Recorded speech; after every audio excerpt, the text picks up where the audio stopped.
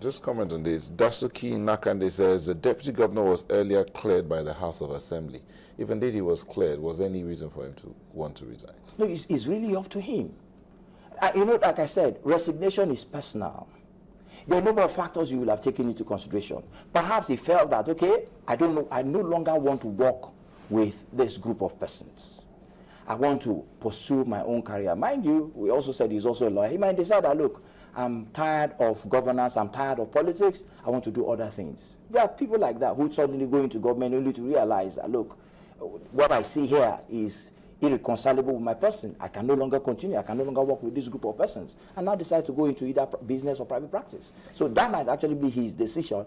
But why the sudden U-turn? That's just my worry. It would seem that you're resting this majorly on integrity, which some will say is a moral issue, not really a legal issue. Not really. I won't say I'm basing it purely on integrity. I'm basing it more on law. And that's why I said, if you look at the 306(1) and 2, and you reconcile that with section 191, 1 and 2, you can see that the Constitution says where the office of the deputy governor is vacant by reason of resignation. It didn't talk about resignation in terms of whether the letter was transmitted or not. It said by reason of resignation. The Speaker of the House will be sworn in. So the fact is, was the office of the deputy governor vacant?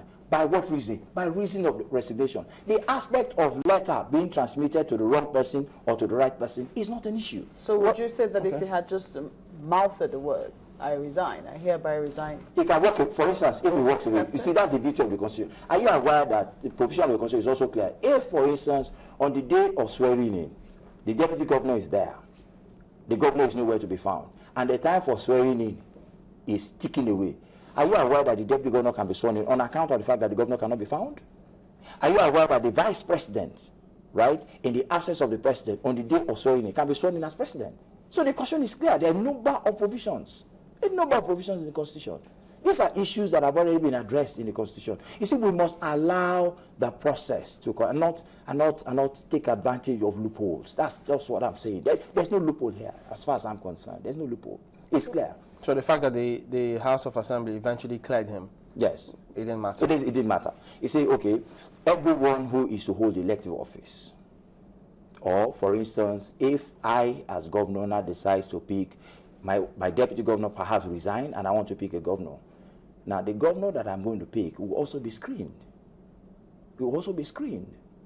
And so if he's cleared and he comes on board, the fact of clearing him will not aid him if he decides to leave. It won't be construed negatively. It's just a question of a man says, I no longer want to work. Can you keep him?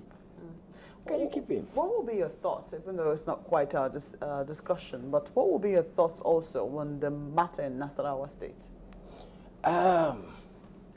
Nasarawa State is also one that I will commend the governor in the sense that in his own case, he appeared before the panel that was set up. So you can see the constitutional protocol being complied with. Did he appear there? The answer is yes. At the end of the day, was he not absorbed? Now, what the House of Assembly is saying, to a large extent, is almost like saying that constitutional process is fraught with irregularity. You follow the constitutional process by mandating the chief judge to pick a panel. You cannot challenge the composition of the panel at this time. It is a discretionary power conferred on the chief judge of the state in doing that, and he's done so. Now, the Constitution says the category of persons he has to pick. At the time those persons were picked, did anybody challenge the composition at that stage? So and so person, he's a fraudster, or he's a man who has moral challenges, is a thief, and all of that. No such thing happened. Oh, but the House of Assembly did. No, it was after the governor had been cleared and they now started challenging. Why didn't they challenge at the time the panel was composed? Before the panel sat, they actually asked that the chief judge dissolve the panel, that they had some members on the panel. No. Read the report well. Mm-hmm. What happened was that after the chief judge convened the panel, they said they are proceeding with impeachment proceedings. Even when the governor was pleading for time, even when the citizens were saying, no, it should not happen, the panel was eventually constituted. The challenge they then eventually had was because there was dearth of relevant facts to place before the panel in rebuttal, they chose not to go. And it was at that point they started challenging. Not at the point when the panel had been complete. Mind you, when the composition is done, everyone will then be aware of those who are to be in the panel. It was when the panel requested for their representation that they started this issue of, oh no, because the governor had given his evidence. At the time the governor was giving his evidence, did they challenge the composition of the panel? No. It was at the point where they were called to come and present their own side of the story that all this issue arose. At least that's what I know, that's what I read in the papers. Well, there's Williams here who says, well, since the letter of resignation was not approved by neither the impeached governor nor speaker, he says it's null and void. No, it's not a question of whether it is approved or not. Yes, you see, the Constitution is clear. Once it is transmitted to the appropriate authority, there's no provision for discretion. There's no provision for discretion. So once you do it and you forward it, you put it in, it is deemed as granted, so to speak. There's no provision there to say, oh, when it is done and it is acted upon. Once the person receives it, it's complete.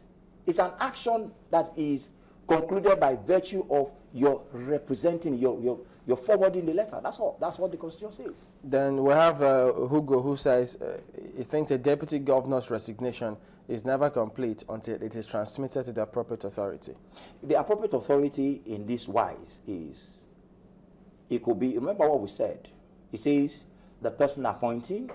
So in the case of the deputy governor who appointed him, he's the governor. The governor, yeah. Right. So if he forwarded it to the governor and the letter is there, the Constitution has no provision to say the governor can decline the receipt of the letter and to say to him, oh, as far as the law is concerned, has he transmitted the letter to the person appointing him? If the answer is yes, aspect of either giving it to the House of Assembly does not even arise. You know, there are categories of persons stated there in 306, 1 and 2. Categories of persons. It could be, for instance, if the governor is not in the office protocol and he gives it to the chief of staff, he addressed to the governor, and the chief of staff takes the letter in, it's as good as concluded. Mind you, we have a federal system. You have a council, you have a group of people that work with the governor. So as far as the law is concerned, you have an institution. You're not dealing with the person here. You're dealing with an institution. And this is the mistake oftentimes we make. If I do a letter to the speaker, the law does not envisage I should give it to the speaker personally. Okay. It's an institution. So once the letter is submitted to that institution, it's as good as concluded. Okay.